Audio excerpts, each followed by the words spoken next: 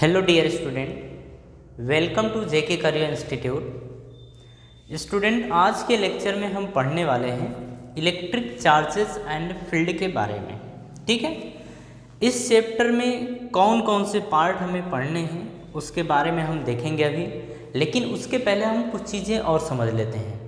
तो देखिए, हम पूरी तरीके से एनसीईआरटी बेस्ड ही पढ़ेंगे, मतलब एनसीईआरटी बुक ही पढ़ने वाले हैं। ठीक है, एनसीईआरटी बुक में हम जितने भी न्यूमेरिकल्स है वो भी हम आपको करवाएंगे। ठीक है, जितनी उसमें थ्योरी दी गई है वो सारी थ्योरी कवर की जाएगी।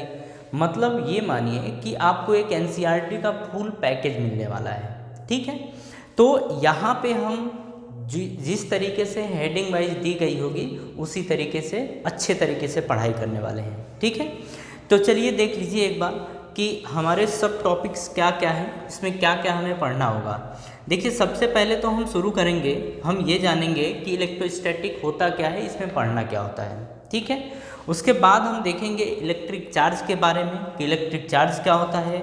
फिर हम देखेंगे कंडक्टर, इसके बाद हम देखेंगे प्रॉपर्टीज़ ऑफ इलेक्ट्रिक चार्ज, और उसके बाद हम देखेंगे चार्ज बाय इंडक्शन। फिर कंडक्टर, इंसुलेटर एंड सेमीकंडक्टर, ये क्या होते हैं, इनकी भी डेफिनेशंस को अपन देखेंगे। फिर मिल्किंस ऑयल ड्रॉप एक्सपेरिमेंट, ये भी हमें देखना होगा। ठीक है, उसके बाद हम कूलम्स लॉ पढ़ेंगे। ठीक है, उसके बाद हम पढ़ने वाले हैं फोर्स बिटवीन मल्टीपल चार्जेस। फिर हम पढ़ेंगे इलेक्ट्रिक फील्ड, फिर electric field lines, electric dipole field, dipole in a uniform electric field, electric flux, Gauss law, ये सारी चीज़ें, और इसमें कुछ डेरिवेशंस भी रहेंगे, उन्हें भी हम देखेंगे। ठीक है, इन सारी चीज़ों को करने के लिए हमें एक तरफ से चलना होगा, मतलब प्रॉपर वे में हम मूव करेंगे और इस चैप्टर को ख़त्म करेंगे विद कंप्लीट न्यूमेरिकल। ओके, चलिए तो शुरू करते हैं। और शुरू में देखिए, हम डेफिनेशंस आपको लिखवाते जाएंगे और आप कॉपी पेन लेके बैठिएगा और जितनी डेफिनेशंस रहेंगी आप सभी लोग लिखते चलिएगा। ठीक है, तो चलिए शुरू करते हैं। तो सबसे पहली हेडिंग हमारी रहेगी इलेक्ट्रोस्टैटिक, कि इलेक्ट्रोस्टैटिक होता क्या है, इलेक्ट्रोस्टैटिक में हमें पढ़ना क्या होता है। तो फर्स्ट हेडिंग है हमारी इलेक्ट्रोस्टैटिक। ठीक है, ये हमारी हेडिंग है। इसमें लिखिए आप कि study of charge at rest, study of charge at rest is called electrostatic. Study of charge at rest is called electrostatic. ठीक है, दूसरी डेफिनेशन लिखिए, और करके लिखिए कि the branch of physics comma which deals with the study of charges at rest,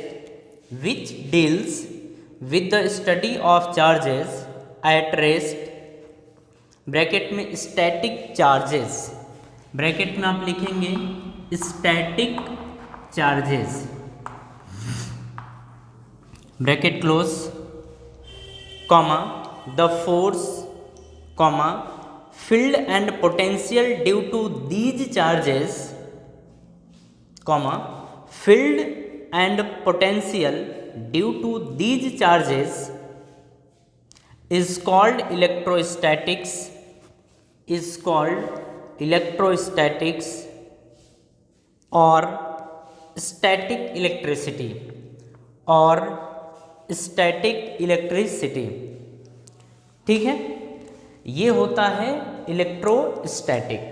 ठीक है, अब इसमें आप लिखिए चार्ज। सबसे पहले हम पढ़ने वाले हैं चार्ज के बारे में कि चार्ज क्या होता है। ठीक है, तो आप हेडिंग लिखिए, ये बीच में ही आप लिखिएगा चार्ज, कि चार्ज क्या होता है, इसके बारे में हम कुछ चीज़ें देखेंगे। ठीक है, तो अब लिखिए आप, इसमें हमें क्या क्या देखना है वो चीज़ देखिए। सबसे पहला लिखिए इंट्रो। तो सबसे पहले हम इसमें देखने वाले हैं चार्ज का इंट्रो कि ये होता क्या है। सेकंड आप लिखिए यूनिट, फिर हम चार्ज की यूनिट देखेंगे। ठीक है, थर्ड है हमारा प्रॉपर्टी ऑफ चार्ज। फोर्थ है फोर्थ हम जानेंगे जब चार्ज मोशन में होगा तब। लिखिए फोर्थ में charge in motion, charge in motion. Fifth आप लिखिए चार्ज जनरेशन, कि चार्ज को कैसे जनरेट किया जाता है ये हमें देखना होगा, ठीक है। उसके बाद लिखिए सिक्स नंबर का चार्ज डिटेक्शन, चार्ज डिटेक्शन मतलब चार्ज को कैसे पता लगाया जाता है कि ये चार्ज पॉजिटिव चार्ज है कि निगेटिव चार्ज है, उसी को डिटेक्ट करना, यानी कि समझना कि कौन सा चार्ज है। नेक्स्ट है seventh charge density, charge density हम ये देखेंगे कि चार्ज डेंसिटी क्या होता है, ठीक है। तो ये हो गया। चलिए हेडिंग लिखिए, हेडिंग चार्ज, या फिर आप लिख लीजिए electric charges, electric charge, electric charge ये हमारी हेडिंग है। अब इसमें लिखिए the property of material, the property of material by which, the property of material by which it exert, it EXERT, it exerts or experience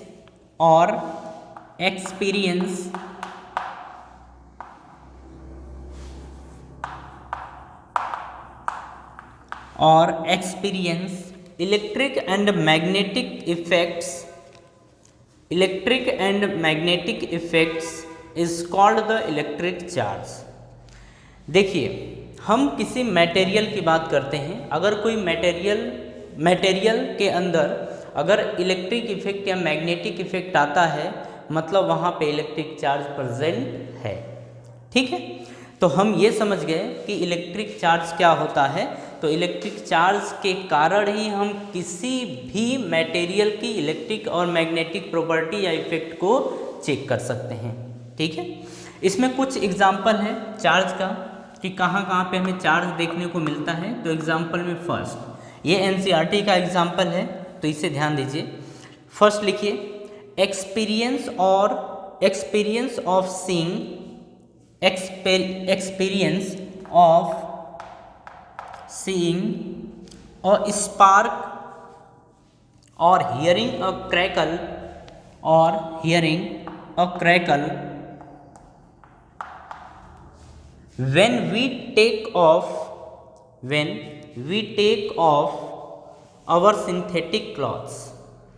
जैसे देखिए जो synthetic cloth वगैरह होते हैं, अगर उनको जैसे आप लपेट दीजिए, जैसे इस तरीके से लपेटा हो, और जब इसे मान लीजिए देखिए ये इस तरीके से लपेटा गया हो, और जब आप इसे छुड़ाएंगे ना, मतलब इस तरीके से इनको छुड़ाते जब हैं तो यहाँ पे देखेंगे स्पार्कल होता है, ठीक है। और ये जैसे चट चट की आवाज़ आती है, यहाँ से चट चट की आवाज़ आती है जैसे अपन छुड़ाते जाते हैं, ठीक है।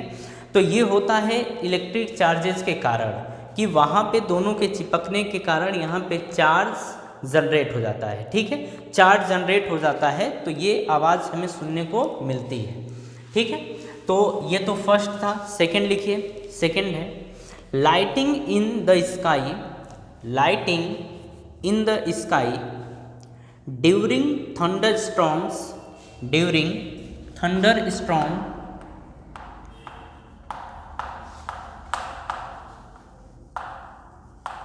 During thunderstorms due to electric discharge, due to electric discharge. तो देखिए आकाश में जो बिजली तड़कती है ना, वो इन्हीं के कारण होता है, कि जैसे आकाश के अंदर, आकाश में चार्जेस होते हैं, पॉजिटिव चार्ज और नेगेटिव चार्ज।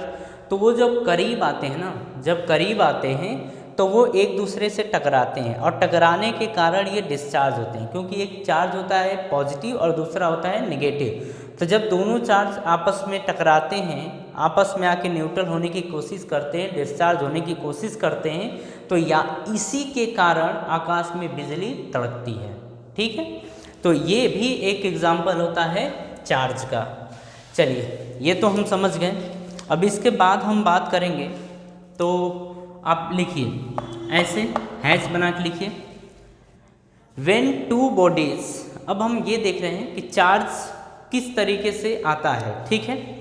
तो समझिए, when two bodies are rubbed, when two bodies are rubbed together, when two bodies are rubbed together, they get oppositely charged, they get oppositely charged.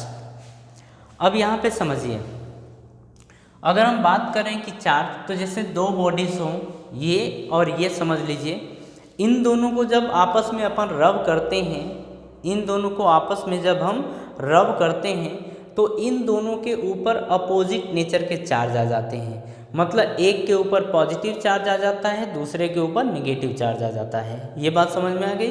तो हमने क्या लिखा, व्हेन टू बॉडीज आर रब together they get oppositely charged. Okay, चलिए इसके बाद आप बना के फिर से ये लिखिए कि charges are of two types, charges are of two types.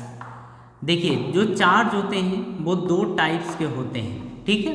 एक होता है पॉजिटिव चार्ज, एक होता है पॉजिटिव चार्ज और दूसरा होता है हमारा नेगेटिव चार्ज। ये बात समझ में आ गई कि जो चार्ज होते हैं वो दो तरीके के होते हैं, एक होता है पॉजिटिव चार्ज और दूसरा होता है नेगेटिव चार्ज, ठीक है। तो इसको कॉपी करते चलिए साथ में। चलिए ये तो हो गया। अब फिर से आप हैच बनाइए एक और लिखिए यहाँ पे लिखिए electron and proton both having same magnitude, electron and proton both having same magnitude of charges, electron and proton both having same magnitude of charge but are opposite in nature, but are opposite in nature. मतलब यहाँ पे ये बोल रहा है कि जो electron, जो चार्ज होते हैं, एक तो दो तरीके का होता है, एक होता है इलेक्ट्रॉन और दूसरा होता है प्रोटॉन, ठीक है। जो इलेक्ट्रॉन होता है यही नेगेटिव चार्ज होता है और जो प्रोटॉन होता है ये पॉजिटिव चार्ज होता है। तो यहाँ पे ये बोल रहा है कि इलेक्ट्रॉन और प्रोटॉन जो होते हैं ये इनका मैग्नीट्यूड सेम होता है, मैग्नीट्यूड दोनों का सेम होता है, लेकिन दोनों अपोजिट नेचर के होते हैं, दोनों अपोजिट नेचर के होते हैं। ये बात समझ में आ गई? चलिए अब इसके यूनिट की बात करेंगे कि चार्ज की कौन कौन से यूनिट होती है। तो देखिए चार्ज को हम एमकेएस, जैसे चार्ज की जो यूनिट होती है वो होती है कूलाम, चार्ज की यूनिट होती है कूलाम, ठीक है। इसे C से डिनोट किया जाता है। अब समझिए यहाँ पे हम देखेंगे एक चार्ज की यूनिट और भी होती हैं, उनके बारे में भी हम देख लेते हैं। तो देखिए एक MKS सिस्टम होता है और दूसरा होता है CGS सिस्टम, ठीक है। अब यहाँ पे समझिए MKS में हम लिखेंगे 1 कूलाम, जैसे चार्ज की यूनिट जो होगी वो MKS में होगी 1 कूलाम के बराबर। अब यही हमें देखना है CGS में, किस में देखना है? CGS में। तो CGS में होता है 1 coulomb is equals to 3 × 10⁹ ESU। ये देखो इलेक्ट्रोस्टैटिक यूनिट होती है, इलेक्ट्रोस्टैटिक यूनिट ये होती है, ठीक है। अच्छा ESU को बोला जाता है, अपन बोल सकते हैं इसको एक तरीके से स्टेट कूलाम, ठीक है। इसको हम बोल सकते हैं ESU या फिर बोल सकते हैं स्टेट कूलाम, या इसी को हम बोल सकते हैं फ्रैंकलिन, ये भी बोल सकते हैं, ठीक है। तो हमने ये देखा कि 1 कूलाम, जैसे किसी चार्ज की यूनिट की बात करें तो हम MKS में उसको डिनोट करते हैं, ठीक है, या मेज़र करते हैं। अब बात आई कि कूलाम जो होता है MKS में तो 1 कूलाम, ये तो ठीक है, लेकिन अगर हम इसी को CGS में लिखना चाहें तो 1 कूलाम को हम लिख सकते हैं 3 × 10⁹ ESU, इलेक्ट्रोस्टैटिक यूनिट, या इसी को बोल सकते हैं कि 3 × 10⁹ स्टेट कूलाम या फ्रैंकलिन, ठीक है। ये बात समझ में आ गई? चलिए कॉपी करिए। इसमें एक और चीज़ समझिएगा, जैसे एक कूलाम को ही हम, जैसे 1 कूलाम इज इक्वल्स टू होता है 1/10 EMU। तो देखिए यहाँ पे ESU था और यहाँ पे है EMU, इसका नाम होता है इलेक्ट्रोमैग्नेटिक यूनिट, इलेक्ट्रोमैग्नेटिक यूनिट, ये नाम होता है। ये बात समझ में आ गई? तो ये होता है। अब देखिए एक चीज़ आपको और याद रखना है, उसमें क्या याद रखना है, उसमें ये याद रखना है कि 1 फैराडे इज इक्वल्स टू होता है 96500 कूलाम। ठीक है, ये आपको याद रखना है कि 1 फैराडे बराबर होता है 96,500 कूलाम, 96,500 कूलाम। तो यहाँ पे देखिए फैराडे एक बिगेस्ट यूनिट होती है, ठीक है, और यहाँ पे सबसे स्मॉलेस्ट यूनिट आपको देखने को मिलेगा ESU, क्योंकि 1 कूलाम बराबर इतना ESU होता है। ठीक है, तो ये भी आप कॉपी कर लीजिए और इसे आप याद रखिएगा। देखिए आपको ये दोनों भी याद रखना चाहिए अगर अच्छे क्वेश्चन सॉल्व करना चाहते हैं। अगर कभी ऑब्जेक्टिव क्वेश्चन आपके सामने आता है तो इसकी नीड वहाँ पे पड़ेगी, इसीलिए आप इनको अच्छे से याद रखिए। ठीक है, चलिए इसके बाद हम आगे भी शुरू करते हैं। अब चलिए लिखना शुरू करते हैं।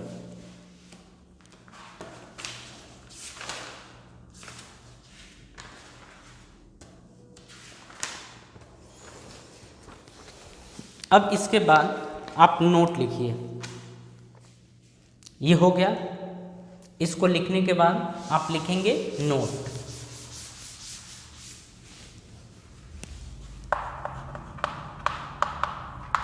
नोट में फर्स्ट पॉइंट आप लिखिए charge is a derived quantity, charge is a derived quantity not fundamental, charge is a derived quantity not fundamental।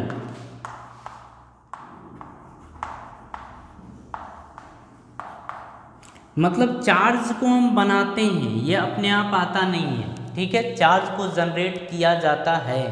ठीक है, सेकेंड पॉइंट लिखिए इसका। सेकेंड पॉइंट है फैराडे इज बिग यूनिट, या ऐसे लिखिए Faraday is biggest unit and smallest unit of charge is ESU।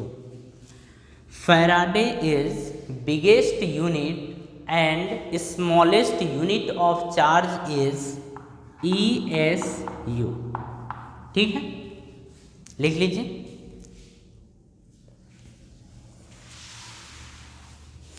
चलिए इसके बाद हम बात करेंगे और भी चीज़ें। तो इसमें नोट में एक पॉइंट और लिख लीजिए, इसको थर्ड पॉइंट आप रख लीजिए। लिखिए a body can be charged, a body can be charged, a body can be charged only with the help of electron. A body is charged, a body can be charged only with the help of electron by removing electron, help of electron, comma, by removing electron becomes positive, becomes positive charge, becomes positive charge, and by adding electron, and by adding electron it becomes, and by adding electron it becomes negative charge, it becomes negative charge। ठीक है, चलिए ये भी चीज़ हमें समझ में आ गई। अब इसके बाद एक और पॉइंट लिखिए। अच्छा इसके पहले समझिए, जैसे बोल रहा है कि किसी बॉडी को अगर चार्ज करना है, जैसे अगर ये दो बॉडीज़ हैं, इनको हमें चार्ज करना हो तो या तो हम इनको इलेक्ट्रॉन दें या तो इनसे इलेक्ट्रॉन निकालें। ठीक है, दो काम कर सकते हैं। अगर इलेक्ट्रॉन देते हैं, अगर इलेक्ट्रॉन देते हैं तो वहाँ पे आ जाता है निगेटिव चार्ज। तो बॉडी के पास कौन सा चार्ज आता है? Negative charge. लेकिन अगर इलेक्ट्रॉन को रिमूव करते हैं तो वहाँ पे आ जाता है पॉजिटिव चार्ज। तो अगर किसी बॉडी के ऊपर पॉजिटिव चार्ज लाना हो तो आप वहाँ से इलेक्ट्रॉन निकाल दीजिए, रिमूव करवा दीजिए। अगर किसी बॉडी के ऊपर आप निगेटिव चार्ज लाना चाहते हैं तो उस बॉडी को आप इलेक्ट्रॉन प्रोवाइड कीजिए। ठीक है, इस तरीके से किसी भी बॉडी को चार्ज किया जाता है, या तो इलेक्ट्रॉन दे के या तो इलेक्ट्रॉन लेके। बात समझ में आ गई? एक और लिखिए, पॉइंट है, लिखिए इसमें by charging a body, by charging a body mass changes, by charging a body mass changes. ठीक है, अब समझिएगा, जैसे ये एक न्यूट्रल बॉडी है, ठीक है, ये न्यूट्रल बॉडी है, हम इसे लिख सकते हैं, हम इसको दे दे रहे हैं कि ये न्यूट्रल है, न्यूट्रल। ठीक है, अब एक बॉडी हम ये ले लेते हैं या इसी बॉडी के साथ खिलवाड़ करते हैं। ठीक है, तो देखिए यहाँ से हमने क्या किया, अच्छा समझ लेते हैं न्यूट्रल बॉडी का मास m था, सपोज ये कर लेते हैं। ठीक है, अब यहाँ पे हम क्या कर रहे हैं कि इस बॉडी को इलेक्ट्रॉन प्रोवाइड कर रहे हैं, हम इसको इलेक्ट्रॉन दे रहे हैं, तो इसके मास में क्या चेंजेस आएंगे वो चीज़ हमें सीखनी है। तो देखिए, अगर हम इसे इलेक्ट्रॉन दे रहे हैं तो हम ऐसा बोलेंगे कि इस बॉडी का मास, मतलब इस बॉडी का मास थोड़ा बहुत इंक्रीज करेगा। अगर बहुत माइनर में भी अगर इंक्रीज कर रहा है लेकिन इंक्रीज करेगा, तो हम बोलेंगे कि इस बॉडी का जो अब मास होगा वो पहले तो m था लेकिन बाद में इसका मास बढ़ा है, और कितना बढ़ा है तो हम बोल देंगे डेल m।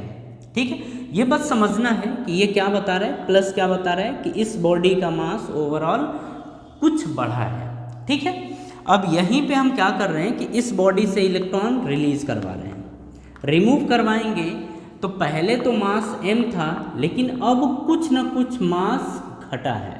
ठीक है, तो हम बोलते हैं कि अगर कोई न्यूट्रल बॉडी है, अगर उस बॉडी से हम इलेक्ट्रॉन रिलीज करवाते हैं तो उस बॉडी का मास कम होता है। अगर हम किसी भी बॉडी को इलेक्ट्रॉन प्रोवाइड करते हैं तो उस बॉडी का मास इंक्रीज करता है। ठीक है, समझ में आ गया? कॉपी करिए।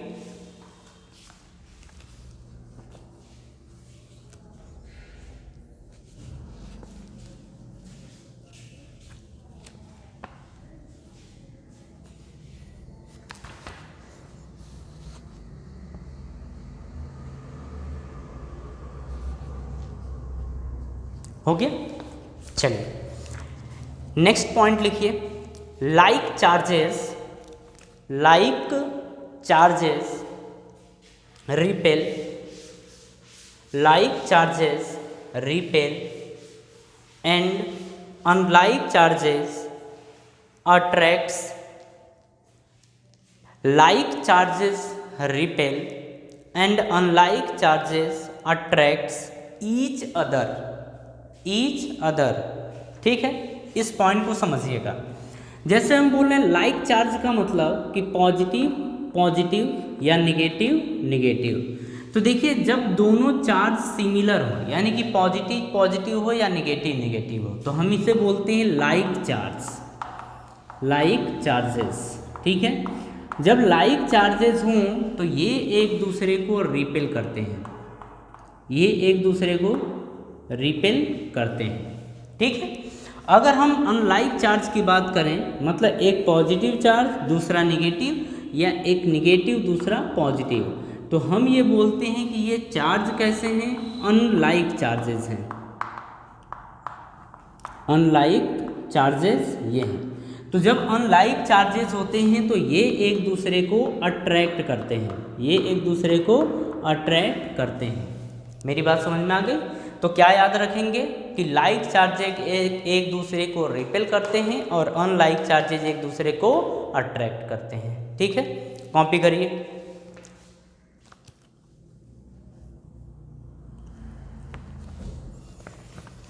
चलिए अब नेक्स्ट पॉइंट लिखिए। अब नेक्स्ट पॉइंट क्या है वो शुरू करिए लिखना। Normally the material are normally the materials are normally the materials are electrically neutral. Normally the materials are electrically neutral, comma, they don't contain charge because their charges they don't contain charge because their charges के bracket में आप लिखेंगे electron and proton. Bracket में क्या लिखा आपने? Electron and proton, bracket close, are exactly balanced. मतलब समझिए, अगर हम किसी बॉडी की बात करें, अगर कोई बॉडी न्यूट्रल है तो न्यूट्रल का मतलब होता है कि उस बॉडी के अंदर जो पॉजिटिव चार्ज होते हैं और निगेटिव चार्ज होते हैं ये आपस में बराबर होते हैं। मतलब जितने नंबर ऑफ पॉजिटिव चार्ज हो उतने ही नंबर ऑफ निगेटिव चार्ज भी होंगे, इसीलिए ये बॉडी आपस में कैंसिल होकर न्यूट्रल हो जाती है। मतलब ये और ये दोनों आपस में कैंसिल होकर न्यूट्रल हो जाते हैं, ठीक है। या आप ये समझिए कि जितने पॉजिटिव चार्ज उतने ही निगेटिव चार्ज, तो वो बॉडी होगी न्यूट्रल बॉडी, ठीक है। चलिए, ये भी समझ में आ गया। इसके बाद अपन नेक्स्ट पॉइंट लिखेंगे। चलिए लिखिए। अब यहाँ पे आप नेक्स्ट पॉइंट लिखिए एसटीडी में। कुछ स्टैंडर्ड पॉइंट हैं यहाँ पे। फर्स्ट पॉइंट, अब फर्स्ट पॉइंट है, आप लिखिए कि when charge is at rest. अब यहाँ पे समझिए कि हम सीखने क्या जा रहे हैं। देखिए, यहाँ पे चार्ज कई फॉर्मेट में मिल सकता है। मतलब जो चार्ज होता है, कोई भी चार्ज हो, चार्ज रेस्ट में भी हो सकता है, चार्ज कांस्टेंट वेलोसिटी से मूव कर सकता है, थर्ड ये बोल सकते हैं कि चार्ज जो होता है वो एक्सेलरेट कर सकता है। तो देखिए, ये कंडीशंस के हिसाब से हम समझते हैं कि अगर कोई चार्ज रेस्ट में हो तो वो चार्ज किस तरीके का बिहेवियर शो करेगा। मतलब तब उस चार्ज की प्रॉपर्टी क्या होगी। अगर वही चार्ज कांस्टेंट वेलोसिटी से मूव कर रहा है तो उसका बिहेवियर कैसा होगा। अगर वही चार्ज एक्सेलरेट कर रहा है, यानी कि वेरिएबल वेलोसिटी से मूव कर रहा है, तो उस चार्ज का बिहेवियर कैसा होगा। यही चीज़ हमें सीखना है, ठीक है। तो फर्स्ट पॉइंट में लिखिए, when charge is at rest,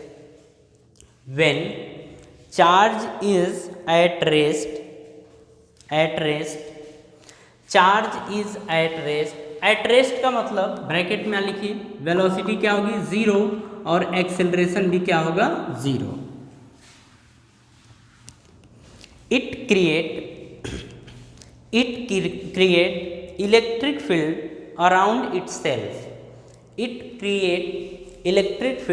around itself. मतलब अगर कोई इलेक्ट्रिक चार्ज है और वो रेस्ट पर है, अगर ये रेस्ट पर है, ये किस में है? रेस्ट में। अगर ये रेस्ट में है तो ये अपने अराउंड इलेक्ट्रिक फील्ड जनरेट करता है, ठीक है। ये अपने आसपास या अपने अराउंड इलेक्ट्रिक फील्ड क्रिएट करता है। तो फर्स्ट पॉइंट समझ में आ गया। सेकेंड पॉइंट की अपन बात करें तो सेकेंड पॉइंट लिखिए, when moving with uniform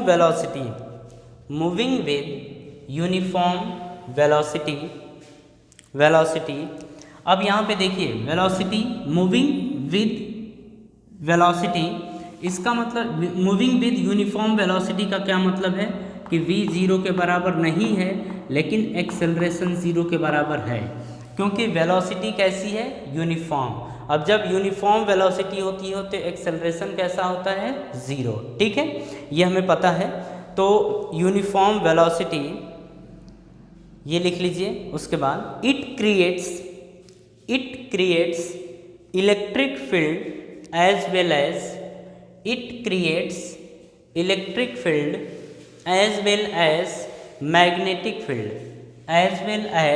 magnetic field. तो सेकेंड पॉइंट समझिए क्या है कि अगर कोई चार्ज है, ठीक है, अगर ये चार्ज है और ये एक यूनिफॉर्म वेलोसिटी से मूव कर रहा है, वेलोसिटी कैसी है, यूनिफॉर्म, तो अगर ये यूनिफॉर्म वेलोसिटी से मूव कर रहा है तो ये इलेक्ट्रिक फील्ड प्रोड्यूस तो करेगा ही करेगा, साथ में मैग्नेटिक फील्ड भी प्रोड्यूस करेगा, ठीक है, मैग्नेटिक फील्ड ये भी प्रोड्यूस करेगा। मेरी बात समझ में आई? अगर चार्ज यूनिफॉर्म वेलोसिटी से मूव कर रहा हो तो वहाँ पे हमें इलेक्ट्रिक फील्ड भी मिलता है और साथ में मैग्नेटिक फील्ड भी मिलता है। बात समझ में आ गई? चलिए नेक्स्ट पॉइंट की अपन बात करते हैं। तो थर्ड पॉइंट आप लिखिए। थर्ड पॉइंट क्या है कि when moving under accelerated motion, when moving under accelerated motion along with electric field and magnetic field, along with electric field and magnetic field, it radiates energy, it radiates energy in form जैसे ये इन है और उसके बाद ये form है, in form of EMW, electromagnetic wave. इसे क्या बोला जाता है? EMW को इलेक्ट्रोमैग्नेटिक वेव ये बोला जाता है, ठीक है, ये हो गया। अब समझिएगा, अगर कोई इलेक्ट्रॉन है या कोई चार्ज है और ये चार्ज एक्सेलरेट कर रहा है, मतलब इसके पास एक्सेलरेशन है, तो ये जनरेट करेगा इलेक्ट्रिक फील्ड और जनरेट करेगा मैग्नेटिक फील्ड और जनरेट करेगा इलेक्ट्रोमैग्नेटिक वेव, मतलब EMW, ठीक है, ये तीनों का तीनों होता है। तो खैर ये चीज़ तो आपको समझ में आ गई कि चार्ज जो होता है वो कैसा कैसा बिहेवियर शो करता है, वो उसकी स्पीड के ऊपर डिपेंडेंसी जाती है, ठीक है। अगर वो चार्ज रेस्ट में है तो केवल और केवल इलेक्ट्रिक फील्ड जनरेट करता है। अगर वो चार्ज यूनिफॉर्म वेलोसिटी से मूव कर रहा है तो इलेक्ट्रिक फील्ड के साथ साथ मैग्नेटिक फील्ड भी जनरेट करता है। लेकिन अगर वही चार्ज एक्सेलरेट कर रहा है तो इलेक्ट्रिक फील्ड, मैग्नेटिक फील्ड उसी के साथ रेडिएशन भी जनरेट करता है। किस फॉर्म में? EMW के फॉर्म में, इलेक्ट्रोमैग्नेटिक वेव के फॉर्म में, ठीक है। कॉपी कर लीजिए शॉर्ट तरीके से इसको भी। चलिए हो गया। एक नोट लिखिए और नोट में आप लिखिए ESU, नोट में आप फर्स्ट पॉइंट है लिखिए ESU, electrostatic unit, electrostatic unit. ESU is used when charge is at rest, ESU is used when charge is at rest, ठीक है। and EMU, electromagnetic unit, and EMU is used when charge is in motion, and EMU is used when charge is in motion। आप समझ गए? जब charge rest में हो तो ESU use करते हैं, जब चार्ज मोशन में हो तो हम EMU यूज़ करते हैं, ठीक है। ये आपको ध्यान रखना पड़ेगा। जैसे जैसे आप आगे पढ़ते चले जाएंगे तो आपको जब भी ऑब्जेक्टिव क्वेश्चंस आते हैं तो ये चीज़ें आपसे पूछी जाती हैं, ठीक है। कि बताइए अगर चार्ज रेस्ट में है तो वहाँ पे यूनिट कौन सा यूज करेंगे, EMU या ESU? तो आपका आंसर होगा ESU, ठीक है। लेकिन अगर वही आपसे पूछता है कि चार्ज मोशन में है तो EMU यूज़ करते हैं या ESU यूज़ करते हैं, तो आप कहेंगे कि हम EMU यूज़ करते हैं, ओके। चलिए इसके बाद एक पॉइंट और लिखिए। पॉइंट है electric charge uniformly distribute on a electric charge uniformly distribute on a uniform surface on a uniform surface on a uniform surface, but the charge density on a non-uniform surface is maximum. Non-uniform surface is maximum on that points where the radius of curve is minimum. Where the radius of the curve is minimum. ठीक है, समझिएगा। हम किसी भी, देखिए अगर uniform body है तो यूनिफॉर्म बॉडी के ऊपर जो चार्ज डिस्ट्रीब्यूट होता है वो यूनिफॉर्मली होता है। ठीक है, या हम बोल सकते हैं ये कि अगर कोई यूनिफॉर्म बॉडी है तो वहाँ पे चार्ज भी यूनिफॉर्म रूप से ही डिस्ट्रीब्यूट होता है। ठीक है, लेकिन अगर कोई बॉडी नॉन यूनिफॉर्म है, जैसे इस तरीके की कोई बॉडी है, ये इस तरीके की बॉडी है, तो यहाँ पे चार्ज यूनिफॉर्म रूप से डिस्ट्रीब्यूट नहीं होता है। ठीक है, तो फिर हम बोलते हैं कि कहाँ पे चार्ज डेंसिटी ज़्यादा होती है और कहाँ पे चार्ज डेंसिटी कम होती है। तो देखिए जहाँ पे हमारा कॉर्नर पड़ता है, जहाँ पे कॉर्नर पड़ता है, या बोल दें कि जहाँ का रेडियस कम होता है वहाँ की चार्ज डेंसिटी ज़्यादा होती है। तो अपन ऐसे समझ सकते हैं कि जो चार्ज डेंसिटी होता है, जो चार्ज डेंसिटी होता है, इसको डिनोट करेंगे अपन सिग्मा से। ये होता है inversely proportional to radius of the surface, radius of the surface. ठीक है, ये होता है। तो अब देखिए यहाँ पे, अब देखिए इन सरफेसेस के कंपैरिजन में यहाँ इस पोर्शन का रेडियस बहुत कम है, इसीलिए हम बोलेंगे कि जो चार्ज डेंसिटी होता है यहाँ पर सबसे ज़्यादा होता है, और यहाँ पर चार्ज डेंसिटी और कम और कम और कम होता जाता है। जैसे जैसे इधर से मूव आगे इधर की तरफ मूव करेंगे चार्ज डेंसिटी कम होती चली जाएगी। ठीक, तो ये एक इम्पोर्टेंट पॉइंट है, इस पॉइंट को आप सभी लोग अच्छे से ध्यान रखिएगा। ठीक है, और ये भी ध्यान रखिएगा कि जो चार्ज डेंसिटी होगा सिग्मा, इसका नाम क्या होता है, sigma. Sigma inversely proportional to this radius. ठीक है, चलिए ये हो गया हमारा। अब इसके बाद हम बात करेंगे, आप हेडिंग लिखिए, properties of electric charges. Properties of electric charges, ये हमारी हेडिंग है। फर्स्ट है इसमें, फर्स्ट हेडिंग के अंदर एक और हेडिंग और उसमें फर्स्ट है, लिखिए additivity of charges. Additivity of charges, additivity of charges, ये फर्स्ट है हेडिंग हमारी।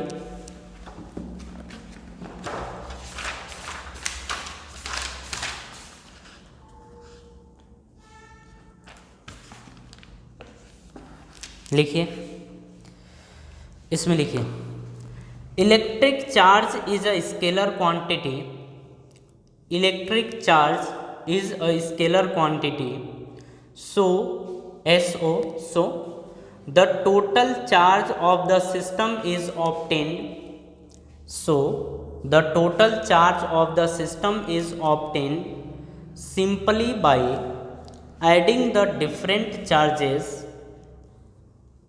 simply by adding the different charges algebraically with proper sign, algebraically with proper sign according to their charges, according to their charges। अब यहाँ पे आप समझिए कि ये एडिटिविटी ऑफ चार्जेस का क्या मतलब है। जैसे मान लीजिए कि ये कोई सिस्टम है, ठीक है, इस सिस्टम में डिफरेंट टाइप्स के चार्ज हैं और हमें ये जानना हो कि इसके ऊपर ओवरऑल चार्ज कितना है। तो हम ये समझ लेते हैं कि एक चार्ज Q1 है, दूसरा चार्ज Q2 है, तीसरा चार्ज Q3 है, चौथा चार्ज Q4 है। तो यहाँ से हमसे पूछता है कि टोटल चार्ज कितना होगा या इस बॉडी के ऊपर चार्ज कितना होगा। तो हम बोलेंगे Q is equals to Q1 plus Q2 plus Q3 plus Q4। अगर यहाँ पे मान लें कि n चार्जेज हैं तो हम लिखेंगे प्लस Qn। ठीक है, यहाँ पे प्रॉपर साइन का क्या मतलब है, अब ये समझ लेते हैं। सपोज करिए कि एक बॉडी ये थी, इस बॉडी के अंदर एक चार्ज है Q1, ठीक है, और दूसरा चार्ज है Q2, लेकिन ये माइनस में है। तीसरा चार्ज है Q3, ये भी माइनस में है। चौथा चार्ज है Q4, ये प्लस में है, ठीक है। तो हमसे पूछेगा इस बॉडी के ऊपर ओवरऑल चार्ज कितना होगा, तो Q इज इक्वल टू लिखेंगे Q1 प्लस यहाँ पे माइनस Q2 लिखेंगे, फिर प्लस यहाँ पे माइनस Q3 लिखेंगे, प्लस Q4 लिखेंगे, ठीक है। मतलब जब हमें ओवरऑल चार्ज निकालना हो तो हम इनको प्रॉपर साइन के साथ ही ऐड करेंगे, ठीक है। यही होता है एडिटिविटी ऑफ चार्ज, मतलब चार्ज को हम जोड़ सकते हैं विद प्रॉपर साइन, ठीक है। तो ये तो हो गया। नेक्स्ट हेडिंग आपकी रहेगी charge conservation of charges. Conservation of charges ये आपकी हेडिंग है, ठीक है। कंजर्वेशन ऑफ चार्जेस लिखिए इसमें कि charge can neither be created, charge can neither be created nor be destroyed only be transferred from one body to other,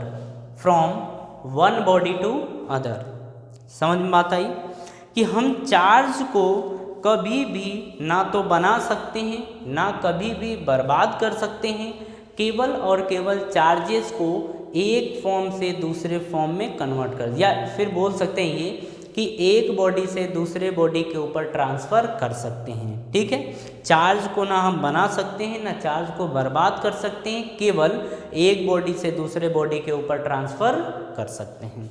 ये बात समझ में आई। चलिए, तो ये अगर समझ में आ गया तो अब नेक्स्ट हेडिंग की बात करेंगे, अब वो समझिएगा। नेक्स्ट हेडिंग हमारी है quantization of charges. Quantization of charge ऐसे कर लीजिए, क्वांटाइजेशन ऑफ चार्ज, ये हमारी हेडिंग है। अब इसमें हम लिखें, ये इतना कॉम्प्लिकेटिव नहीं है, ये भी बहुत सिंपल है, ठीक है। तो लिखिए इसमें क्वांटाइजेशन ऑफ चार्ज में लिखिए इसमें कि the electric charge on a body is always, the electric charge on a body is always an integral multiple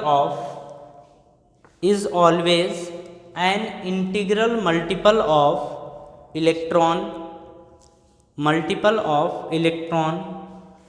आप मल्टीपल ऑफ आप ये कर लीजिए, मल्टीपल ऑफ ये, तो आप ब्रैकेट में लिखिए charge on one electron, bracket close. This is called quantization of charge, ठीक है।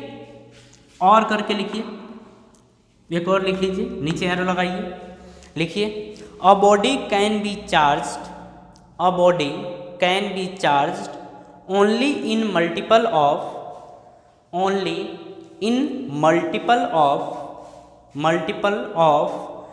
1.6 इंटू 10 की पावर -19 कूलाम। ये बात समझ में आ गई। ये तो हो गया। अब यहाँ पे समझिए कि जैसे मान लीजिए हमने ये बोला कि हमें किसी भी बॉडी को चार्ज करना है, तो चार्ज करने का क्या मतलब है कि हम इलेक्ट्रॉन तो देंगे ही देंगे, लेकिन वो भी इलेक्ट्रॉन कैसे रहेगा, एक इंटीग्रल फॉर्म में रहेगा, ठीक है। हम दे भी सकते हैं और ले भी सकते हैं, देने का मतलब प्लस और लेने का मतलब माइनस, ठीक है। मतलब हम दे भी सकते हैं और ले भी सकते हैं, और यही होता है उस बॉडी के चार्ज के बराबर, ठीक है। यानी कि Q इज इक्वल टू होता है प्लस माइनस NE। यहाँ पे जो N होता है, N एक नंबर होता है, ठीक है, नंबर होता है। और ये कैसा नंबर होता है, ये एक इंटीग्रल नंबर होता है, ये नंबर कैसा है, एक इंटीग्रल नंबर होता है। ये बात समझ में आ गई। अब यहाँ पे समझिएगा कि n की वैल्यू हम क्या क्या ले सकते हैं, ठीक है। तो यहाँ पे देखिए हम n की वैल्यू ले सकते हैं 1, n की वैल्यू ले सकते हैं 2, 3, 4, ऐसे करते करते ये सब ले सकते हैं। मतलब हम कभी ऐसा नहीं करेंगे कि नहीं नहीं चलो एक काम करते हैं, इसको आधा चार्ज दे देते हैं, नहीं नहीं चलो इसको 3/2 चार्ज दे देते हैं, नहीं नहीं चलो इसको हम कुछ और दे देते हैं, ऐसा थोड़े होता है। हम हमेशा इसको देंगे एक इंटीग्रल फॉर्म में। मतलब किसी भी बॉडी को अगर हमें चार्ज प्रोवाइड करना हो या उससे चार्ज निकालना हो, हम हमेशा 1, 2, 3, 4, 5 इस तरीके से चार्ज प्रोवाइड कर सकते हैं या वहाँ से रिमूव करवा सकते हैं, ठीक है। यही होता है क्वांटाइजेशन ऑफ चार्ज, ठीक है। यहाँ पे ये फॉर्मूला बहुत ही ज़्यादा इम्पोर्टेंट है, आप इसे याद रखिएगा, ठीक है। हमसे ये कभी कभी पूछता है कि इतने कूलाम चार्ज हैं, बताइए उसमें इलेक्ट्रॉनों की संख्या कितनी है, मतलब नंबर ऑफ इलेक्ट्रॉन्स कितने हैं, हमें n की वैल्यू कैलकुलेट करनी पड़ जाती है, तो वहाँ पे इस फॉर्मूले की नीड पड़ती है, ठीक है। तो ये भी हमारा हो गया। अब देखिए, तो हमने क्वांटाइजेशन ऑफ चार्ज भी देख लिया। अब हम बात करेंगे, एक हेडिंग लिखिए, पॉइंट चार्ज। हेडिंग क्या होगी हमारी, पॉइंट चार्ज। तो हम देखेंगे पॉइंट चार्ज होता क्या है। तो लिखिए, it is a point, point charge में लिखिए, it is a point where all the charges, where all the charge, where all the charge of a body is concentrated, where all the charge of a body is concentrated, ठीक है। चलिए इसके बाद heading लिखिए, heading है हमारी conductor, insulator and semi conductor, and semi conductor. देखिए 3 तरीके के सब्सटेंस पाए जाते हैं, एक होता है कंडक्टर, इंसुलेटर दूसरा, और तीसरा होता है सेमी कंडक्टर। तो जो सेमी कंडक्टर होता है वो आजकल की डिवाइसों में यूज़ किया जाता है, जैसे रिमोट वगैरह, मोबाइल वगैरह, टीवी वगैरह में जो अगर हम सेमी कंडक्टर का यूज़ कर देते हैं तो हमें वायर्स बहुत कम लगाने पड़ते हैं। तो आजकल आपने देखा होगा कि जो मोबाइल्स या रिमोट्स वगैरह होते हैं उनमें वायर नहीं होते हैं, वायरलेस होते हैं, ठीक है। ऐसा होता है जब आप रिमोट को खोलेंगे, अपना रिमोट खोल लीजिएगा, देखिएगा उसमें केवल प्लेट होती है, और प्लेट किस चीज़ की बनी होती है, सेमीकंडक्टर की, ठीक है। तो चलिए पहला हेडिंग लिखिए कंडक्टर। हम ये देखेंगे कि कंडक्टर होता क्या है, ये पहली हेडिंग है कंडक्टर। तो लिखिए, the material through which, the material through which the electric charge and current can flow easily, the material through which the electric charge and current can flow easily are called conductor, are called conductor, ठीक है। अब conductor में example आप लिखिए, हम बोल सकते हैं ऑल मेटल्स, ऑल मेटल्स, ये हो गया। सेकेंड है ह्यूमन बॉडी, ह्यूमन बॉडी ये भी होता है कंडक्टर। फिर हम बात कर लें थर्ड अर्थ, अर्थ भी एक कंडक्टर होता है। इसी तरीके से आप बहुत सारा जानते हैं जो कंडक्टर्स होते हैं, ठीक है। तो कंडक्टर हम देख चुके हैं कि कंडक्टर क्या होता है। तो देखिए कंडक्टर आप सबको पहले से ही पता है कि कंडक्टर होता क्या है, फिर भी हम बस लिख लेते हैं, जान लेते हैं, अगर किसी को नहीं पता हो तो उसे भी पता चल जाए। तो हमने ये देखा कि कंडक्टर वो चीज़ होती है जिसके अंदर हम या तो चार्ज फ्लो करवा सकें, या तो हम करंट फ्लो करा सकते हैं, या फिर हीट फ्लो करा सकें, वही सब होता है कंडक्टर, ठीक है। नेक्स्ट की बात कर रहे हैं इंसुलेटर, कि इंसुलेटर क्या होता है। इंसुलेटर में लिखिए, the materials which resist, the material which resist the flow of electric charge, the flow of electric charge and current are called insulator, and current are called insulator. The material through which the electric charge and current can flow easily, sorry, the material which resist the flow of electric charge and current are called insulator. Okay, अब insulator में आप example देखिए कि क्या क्या insulator होते हैं, जैसे लकड़ी, वुड, ये भी इंसुलेटर होता है, ठीक है। हम बात कर रहे हैं पॉलीथीन, तो पॉलीथीन भी इंसुलेटर होती है, ठीक है। प्लास्टिक की बात कर रहे हैं तो प्लास्टिक भी इंसुलेटर होता है, ठीक है। तो ये सब होते हैं इंसुलेटर, और इंसुलेटर से हम करंट या चार्ज को रजिस्ट करते हैं, या हम बोल सकते हैं कि करंट या चार्ज को जो न फ्लो होने दे वही होता है इंसुलेटर। बात समझ में आ गई। चलिए अब हम बात करते हैं सेमी कंडक्टर की, तो हेडिंग लिखिए सेमी कंडक्टर। अब समझिए कि सेमी कंडक्टर होता क्या है। सेमी कंडक्टर, तो इसमें लिखिए the materials which resist the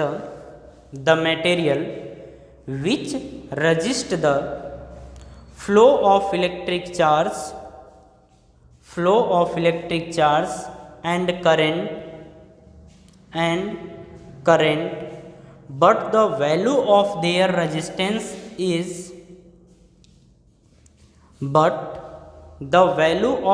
resistance is in between the conductor and insulator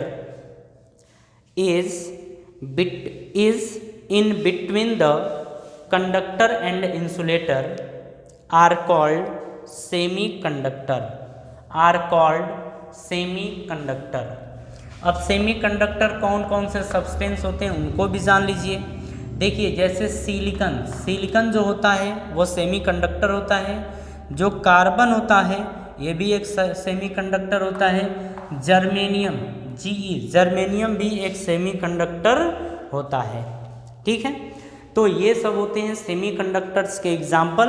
अब देखिए सेमीकंडक्टर्स वगैरह जो भी चीज़ें हमें पढ़नी होंगी वो हम बाद में, एक चैप्टर आता है, लास्ट में एक चैप्टर आपका आएगा, उस चैप्टर के अंदर हम पढ़ेंगे सेमीकंडक्टर और बहुत सारी नॉलेज अपन गेन करेंगे। बहुत अच्छे अच्छे क्वेश्चंस इसके अंदर आते हैं और बहुत जो मॉडर्न टेक्नोलॉजी है वो आप ये समझिए कि सेमीकंडक्टर मॉडर्न फिजिक्स के बेस पे ही चल रहा है, ठीक है।